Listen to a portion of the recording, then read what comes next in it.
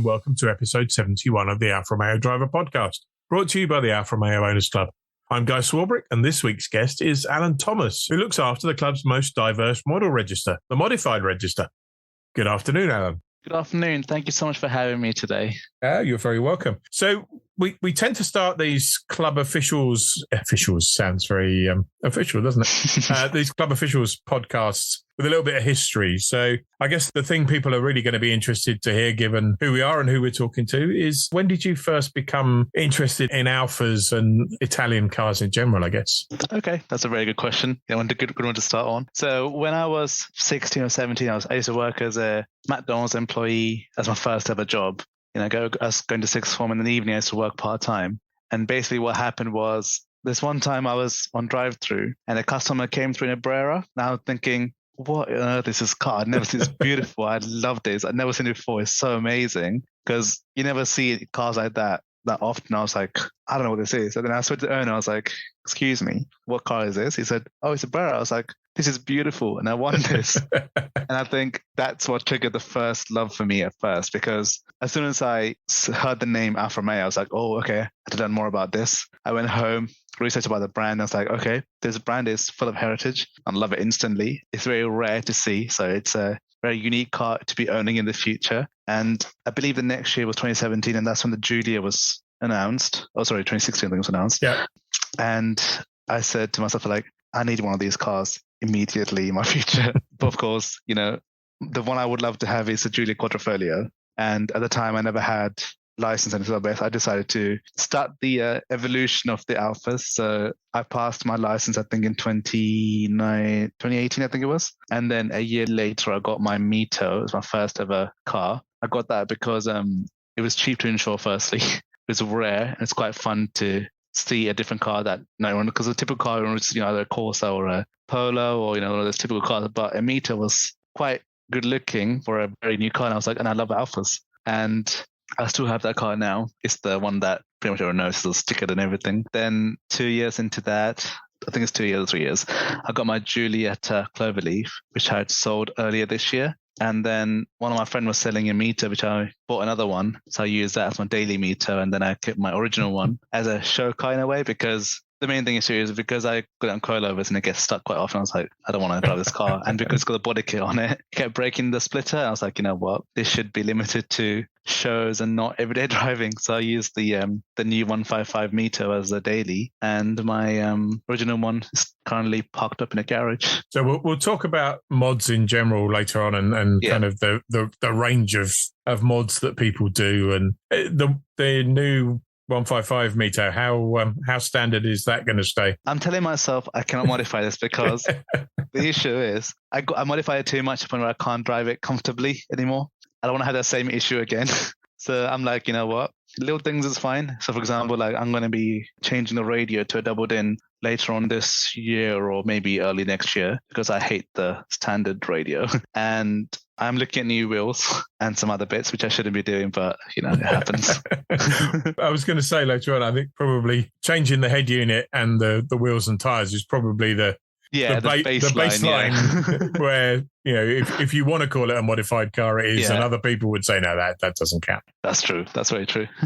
Okay. Tell us about your show car then. So what kind of Mito is it? And what's because I guess it's probably not, there are mods that have come and gone over the time you've owned it. So what's the history of that car? The spec of that car is the 1.4 95 horsepower Veloce, which was at the time was the second best trim, just below the Cloverleaf, which is, brilliant. When it comes to modifying, I've done so much to thing right now, but everything that I've done to it, I never taken off because I know that this car is forever staying with me because I'm not selling this car. Hopefully not. Anyway, so first thing I did to it was get new wheels, like we just said. I changed the classic horseshoes to a 3-spoke Imola alloys, and they're 18 inches rather than 17, so it's a bit nicer. Then I had it wrapped, so basically I had the surrounds wrap along with the roof and the mirror caps. And then I had my lights changed from silver to black ones because I'm not really a fan of silver, but Alpha's are silver all across and along with red. Yeah. And then I changed the seats to say belts. I got side skirts this red diffuser, this rare splitter on the front. I'm looking away because I got all my pictures of my wall for cars everywhere. So I'm looking at what I actually done because my room is covered in my Mito's photos. And then I had this massive rear quarter vinyl on the back, which was originally OEM, but then they stopped making them. So it's kind of like gold dust. I kind of got very lucky with that one. Yeah. And then I had it lowered and springs initially, but it somehow raised my car by another 20 mil, which I don't know what happened.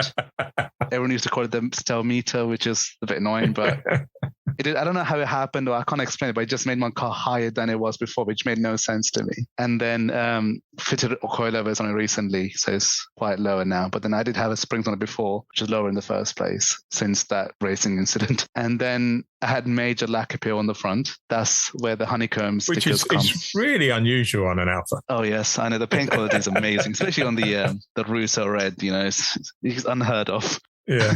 Yeah, then I changed the inside steering wheel to a facelift one. Yeah, all these things I don't think I'll ever take up because I just love the car too much. And it does cost me a fortune, but I think it's kind of worth it at times because I just love the car. So that's where it is at the moment. Any plans for it in the short, medium term? I like what I've done to it, so I don't want to take it off. But if I was to do it to the point where I want it to be a brand new car-ish thing, I would respray 80 red. I have this custom wrap that I designed in my head, and I have it written somewhere, which I would use as the wrap on the car. But it's like a one-off edition that no one has ever seen. I was like, and I appreciate it because this is from that person. I was like, I don't want to stealing it. So I'll copyright and say this is copyrighted. You can't steal it. But that's what I love to do to it, to basically put that custom wrap on it. But the main issue at the time is I like what I've done to it mainly, and the car has done quite a lot of miles on it. So I know it's not going anywhere, but the bodywork is not in perfect condition. So if I was to do the wrap itself, it would have to be a complete respray where they clean up everything. And obviously that's not cheap endeavor to do. Yeah. Yeah. That's so my initial plan was to basically get a second Mito and then do all that thing onto that one. But then I thought, if I want to get another car, I can't have 3 cars. Well, you do speak to David Faithful, and I don't think he believes there's any limit to the number of Mitos that you can have. That's true. That's very true. So the reason we have you on the call today, other than the fact that you're an interesting guy, you're the model registrar for our most unusual register. So most of our registers are either single model. So I look after the 939 Spider, or they're arranged. So there's a 105 register, which is all of the Giulia Saloons and Bertoni coupes and Spiders, and so that's got quite a broad range. But the modified register, in theory, could be, I guess in theory, it could be anything from a 1910 Dirac all the way through to a Tonale, as long as it's modified. Absolutely. So I believe that modifying can be anything. So I know people say, oh, the car looks stock, which is fair enough. Some people want it that way because, like, for example, one of the articles that I wrote for the register for the Alfa Driver magazine this month was in regards to a guy who basically has a Mito, but it's modified performance-wise, but not really looks-wise. Which I think is brilliant because you would think, oh, it's a normal, typical Mito, but in fact, it actually has a lot of stuff beneath the appearance. What we called a Q car in the 90s. Yes, exactly, yeah. Or as people call it, sleeper cars nowadays, isn't it? Yeah, I think it could be anything. And then, for example, like we have Robert McDonald, he has a Sprint, which is he basically essentially from scratch because it was that was his project. And then we got so many. We got James Payne with the Air Giulietta. We got Giulia Quadrifoglio, which is modified on there. It's amazing because you're not limited to seeing one model, although the groups tend to be Fellini's and Giuliettas all the time because that's what the most affordable car at the time is, and the most accessible at the time. It's nice to see all these nice little Spiders being modified. I love it. I love seeing all these different cars. And what do you see? Obviously, given the breadth of that community, what do you see as being the role of the register in terms of bringing that community together? So this is something that I don't want to point out to anyone. So please stop me if I am, because there have been times when people have felt like when they modify their cars, especially Alfas, it's more of a disgrace because they're like, how dare you ruin a perfectly good Alfa, because they see it's ruining, but people see it's improving. For example, I made my car personal to me because that's what I want to do. It's my car. And I felt like the register was in fact made because people wanted to have a place where they can show off more and, be appreciative for modifying their cars rather than being cast a stone on them because, they're ruining, with quotes, them on the air. It's an Alfa that has been changed from stock, and obviously in shows like, at Alpha Day, we got Show and Shine and all that kind of stuff, where it's more based on how good it's kept from the factory, which is brilliant. I love it, seeing all these restored cars and everything. But I think, especially now, we're getting more and more open to the idea that cars can be modified and they're being judged for that. For example, this year we had Kirsten's car, which won first. And then we had, I forgot, I think it was named James, I think his name was, I forgot his name, the Giulia. That's a replica of a GTA. And it's nice to see, Yeah, and I think that was part of the reason for the Show and Shine category, although it perhaps didn't go as far as it could have done, in that Concourse is all about being original. Yes. And the idea of Show and Shine was cars that are either, they may still look stock and are really well looked after, but they're not entirely original. Yes. Through to, whatever you want to do with them. And you've seen my Giulietta, I think, which is from a distance looks vaguely stock. It's got Giulia wheels and carbon mirror caps and carbon door handles and a splitter. But other than that, it's a standard looking Veloce. Yeah, exactly. And I think if you look back further at things like 105s, it's hard to find a late 60s or early 70s Giulia that is in fact in any way standard. Yeah, very few of them have bumpers on anymore. They've all had the bumpers and the mounts ground off and kind of smoothed up or race car appearance, if you like. But I think it's when to me, the friction, if you like, tends to come more when people start to see a disconnect between what they think of as what Alphas are about. Yeah. So to me, the most times I see reactions about modified cars, it's anything that isn't making them look more sporty or more like a race heritage and more like a traditional modified car, if that makes sense. So lowering kits and more extreme paint jobs and stuff. I think that's when people start to react. And I think it's just unfamiliarity. It's the people have a set idea of what an Alpha is and that doesn't fit their idea. But we're all allowed our own ideas. Yeah, absolutely. And that goes to the thought of, is a Giulia GTA a modified car, or is that stock because it's coming from a factory? Although it was modified from a Giulia Quadrifoglio, what would you? It's an interesting question because it is. To me, I see it as a modified because the M in itself stands for modifica, which is brilliant because that's what they're saying is modified from factory. Yeah. So I see it as modified, but obviously other people say it's coming from a factory as a car of it's predicted. There was a website that you can find on the Wayback Machine, but has disappeared as a live website called the Jacky Touch. And it was put together in the late noughties, I think. And it was lots of pictures of mostly French modified cars that had been done really badly. Right. And it became, there was a period when people would look at something and refer to it as a Jacky if it was something that had been done really badly, big bean can exhaust, six bean can exhaust and spoilers in a different color to like blue spoiler on a white car or whatever. Right.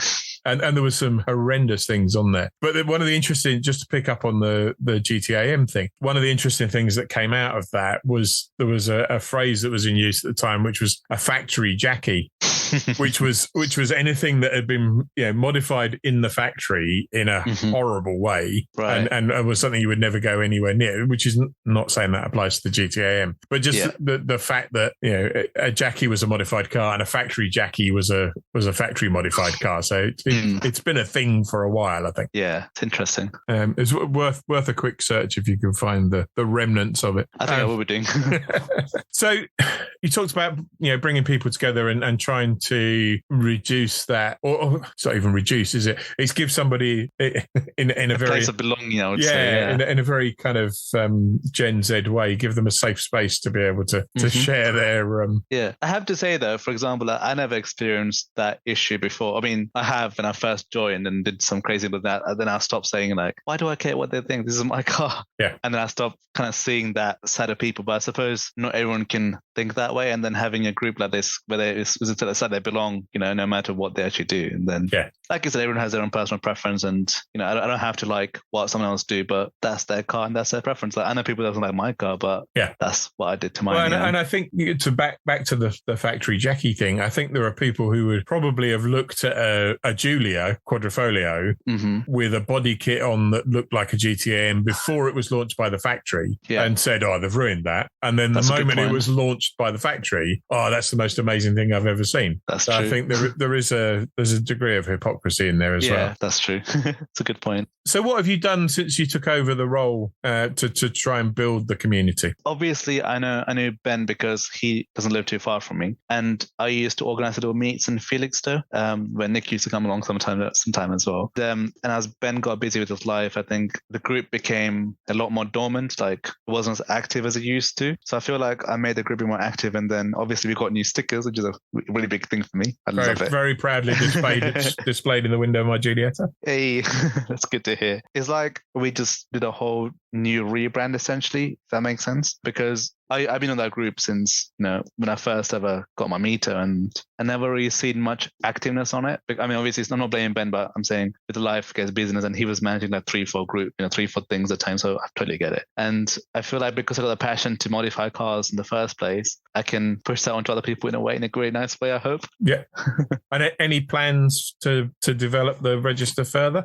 Yeah. So I am doing some things in the background. For example, like for the Alfa Driver magazine for April, I think it is, I got a really good story. So as most of you guys know, Owen and James are two of the guys who actually own bagged Alphas at the moment that we know in the UK. And James's kit used to be on Ollie's car before. And as Ollie has sold his car now, James bought that kit, and now he put into his Giulietta, becoming the only Giulietta in the UK at the moment that has the air system on it. And Owen, this is something he wants to do for a very, very long time. So I've been following that since I knew him, as a matter of fact. And he's been lowering his car to the point where you can't even put your finger underneath it. So it's nice to see that the progression he made from springs to coilovers and now to bags. Because this is a very funny story, because his first springs, that was on his car, it went on to Elliot, who has a Martini meter at the time, but it's now broken apart. So that went onto that car, and then that spring from Elliot's car came onto my car.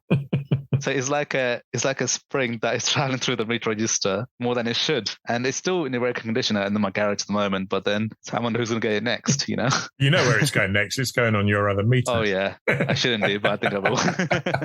So just for the members who aren't necessarily into modding, what exactly is bagging? So it's a suspension where the actual so a typical suspension you would usually mean a spring and a coilovers. They replaced that completely with like a it's called a bag. That's what I call it, which has a compressor in the back, which would basically expand the bag to make the car raise its ride height or lower it as the owner's fit. And what a lot of people do is when they're driving the car, they actually raise it so it doesn't get caught in anything, and it's quite comfortable. And when they lower it, it looks like it's literally on the floor, basically. There's no travel on the bottom at all. And it's something that people love, because as the world is going towards the stance, look of the cars and everything, this is a great way, because it's an expensive option, but it's nice to have that option of racing the car at your will and then lowering it if you want to, without having it gives you that tools, ultra low look, but without making the car completely undrivable. Yes, absolutely. Yeah, exactly. Yeah. And I kind of remember a kind of sequence of things getting lower and lower to the point where you couldn't drive them anymore, but you took them to a show on the back of a truck. Yeah. To the point where they would no longer go on the back of the truck because they were so low that they couldn't actually get on the back. Giulietta, actually. My Giulietta once. Oh, this is a funny story as well, because James and I were going to an Alpha meet, like organized by the East Anglia section in the 1st of January of this year.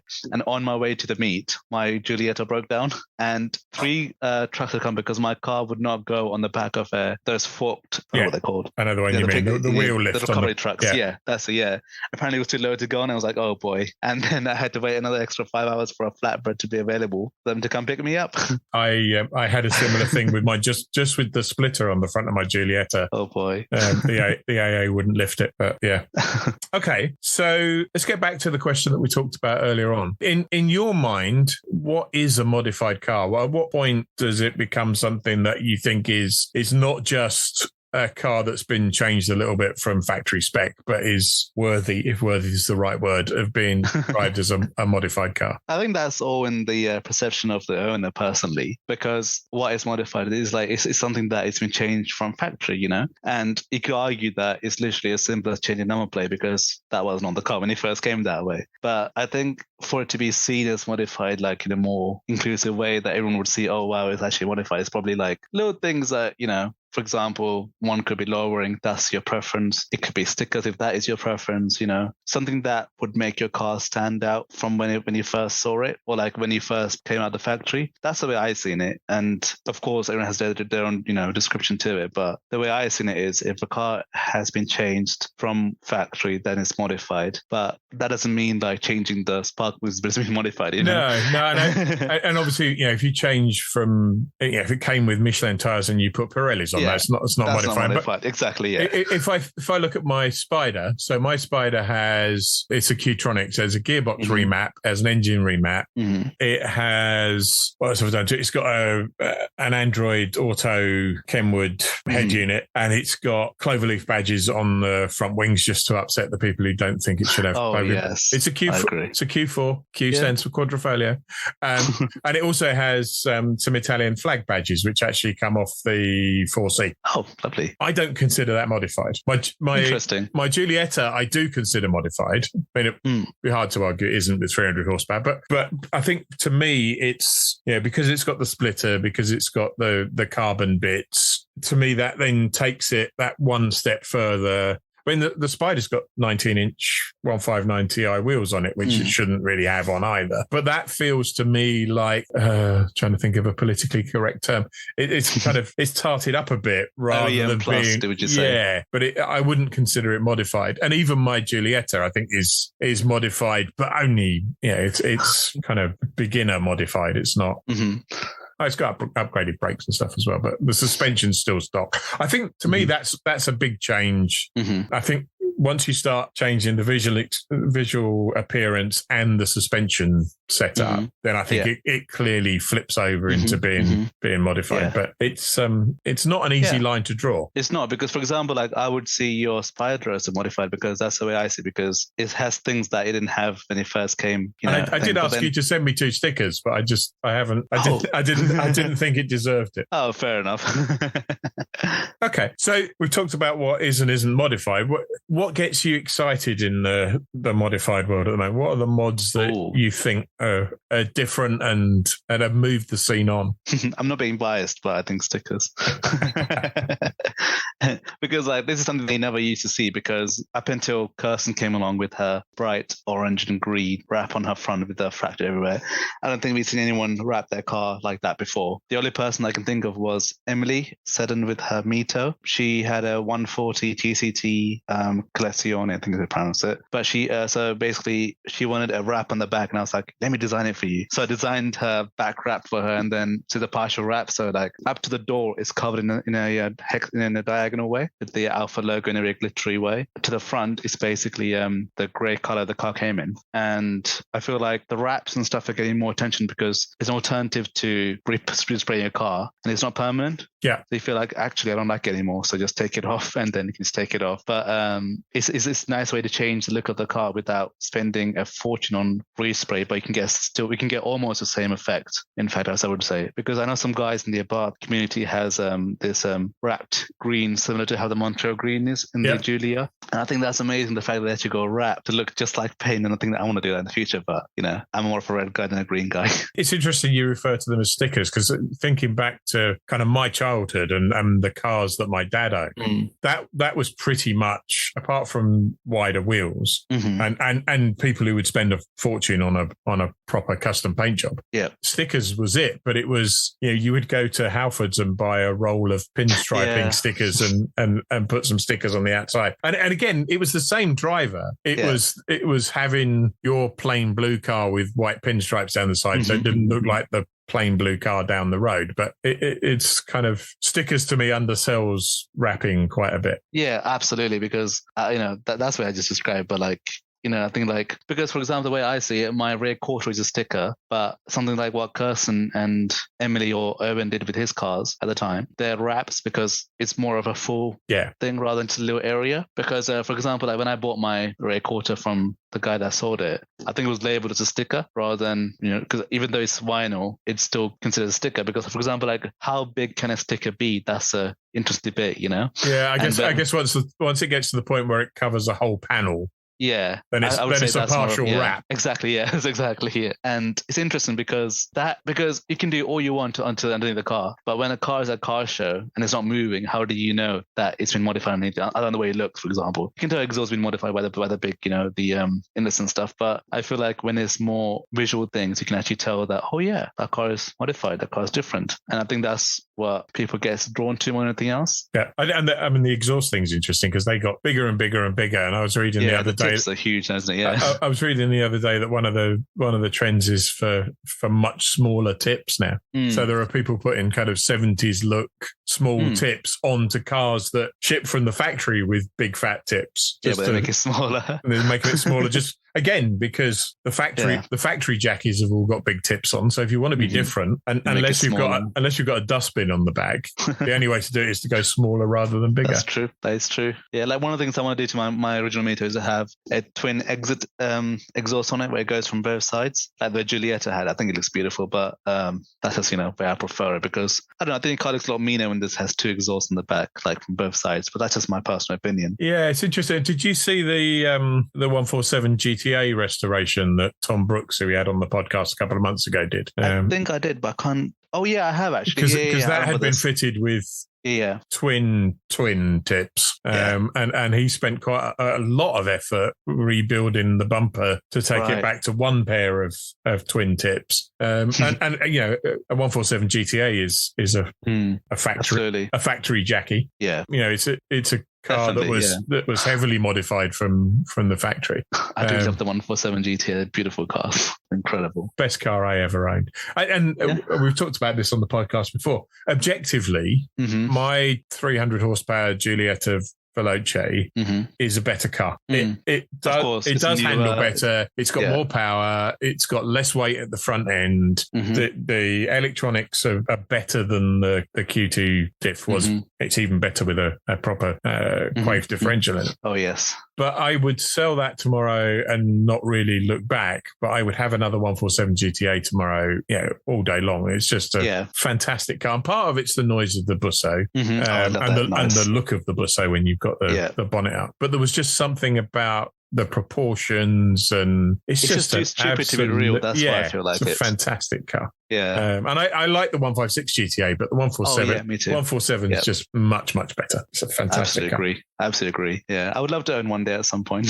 Well, that brings me on to my next and usually our last question. So you talked about the Brera kicking off your interest in Alfas originally. You've not had one of those yet, but any cars on your wish list? Oh yeah, I'll show you a model right now. It's a Giulia QB. Oh, it's a camera there. There you go. Doesn't work well on a podcast. No, it doesn't. No, absolutely not. I forgot that. In an ideal world, my garage would be a Giulia QV. Yeah. I'm not very picky. I don't mind with GTA. I'm humble. I wouldn't mind okay with a QV. If I had the money, maybe a 8C. Yeah, an 8C would be nice. I mean, it's just a Maserati in a posh frock, but what a frock. That paint itself is amazing. Yeah. Each time at Alfa Days, I spend a lot of time with Mario because I love his car. Yeah. So we've talked about the reaction to modified cars, and over the last couple of years, we've seen a lot of similar kind of sniffy reaction to SUVs. And I don't know if you've listened to the last podcast, but we talked to Roberto Giordinelli, who is famous as a road and test track driver for Auto Italia, amongst other things. And he and I had this long conversation about the Giulia Quadrifoglio versus the Stelvio Quadrifoglio. And maybe it's my advanced years, and Roberto's got 20 years on me, but we both came to the conclusion that, fantastic though the Giulia is, we'd probably both have the Stelvio rather than the Giulia. Really? Yeah. I think I'm the opposite, because this is just my personal opinion, because of seeing SUVs everywhere. I like seeing saloons, and then when I see a Giulia, I'm like, oh, and I love Stelvios. They're amazing, same engine, amazing cars. But I don't know, I feel like I'm just going towards the Giulia because it's smaller, it's nice and subtle, it just cruises along as you needed to. But I prefer Giulia personally. Don't get me wrong, if somebody offered me one, I would take it in an instant. I'd bite their arm off for it. But if I had to be given a Giulia or Stelvio, I think I would choose the Giulia personally. Yeah, and having driven the Giulia GTAM, I'd take one of those if anybody's offering. Of course. But I don't know, there's something about, maybe if they'd done a Giulia Quadrifoglio Q4, that'd be interesting. I know so many people who've written off Giulia Quadrifolios because it's too much car for them, and the Stelvio would just gets you out of that kind of trouble. But because one of my friend, he used to own a Giulia QV, and we basically met up at Cafe in a Machine, and this was basically a meet organized a different group, and then it was myself, him, and Jade who had a Mito. And the week before that, I was driving a Camaro, the V8 01, which is my other dream car, since a little kid. So in an ideal world, I would love to have a Camaro 01, and I'd love to have a Giulia QV next to it. But he said to me, I bet I can prove you that the Giulia QV is better. I mean, he didn't have much convincing because I love the car anyway. He said, take it for a spin, and we swapped our cars. So he drove my Giulietta, and I drove his Giulia QV, and it's by far the best car I've driven. It is an awesome car. Yeah. Let's assume you've got the Giulia Quadrifoglio. Mm-hmm. What are you going to do to it? Oh, that's it. You know what? I dreamt of this day before, and I have planned it thoroughly. For example, on Forza Horizon, when I had the Giulia QV, I basically put the same design on my Mito, on the rear quarter, on the back of the Giulia. And it's like a thing that I was like to myself, I actually want to have that sticker on all the cars I owned. And I was putting it on the Giulietta as well, but then the quality of the vinyl was really bad. It kept ripping, so I can't be up. And time was too short for me to prepare it for Alpha Day. And then at the time, someone wanted to buy it, so I just thought, it's not point of me doing it now. And the first thing I'll do is I'll stick the rear quarter up with the Alfa Romeo logo. Then, there's not much to do because the car is perfect to me, because the exhaust sounds amazing. The engine itself is beautiful. The alloys are amazing. They're literally my favorite alloys in any Alphas, that, the updated horseshoes, the other side cloverleaf. Yeah. But I think it's very hard for me to say, let's change it, because I love that car and I can't change anything. So you'd have to keep the Mito in order to be able to stay in the modified register. Oh, yeah, I think I would. Because everything is already done, because the exhaust is modified. It's lowered from factory, because to adjust for the extra wideness on the rear, especially. And it's just, I can't think of anything that. And there are some change. There are some nice factory modification options as well. The carbon, I suppose, the carbon pack would be nice. And the Akrapovic exhaust. And, yeah. We can all go on the configurator and double the price of a Quadrifoglio quite easily. I do that far often than I should. It's not fair. Thank you very much, Alan. That's been an absolute blast. I haven't had as much fun doing a podcast for a long time, so thank you very much for joining us. Thank you so much for having me once again. I really enjoyed today. Thank you. That's all for this week. We'll be back in 2 weeks' time on Sunday the 15th of January with a roundtable looking back at the highlights of 2022. Episode 72 will be available to download from 1:30 p.m. from Apple Podcasts, Google Podcasts, Podbean, YouTube, and everywhere else good podcasts are found. Until then, stay safe.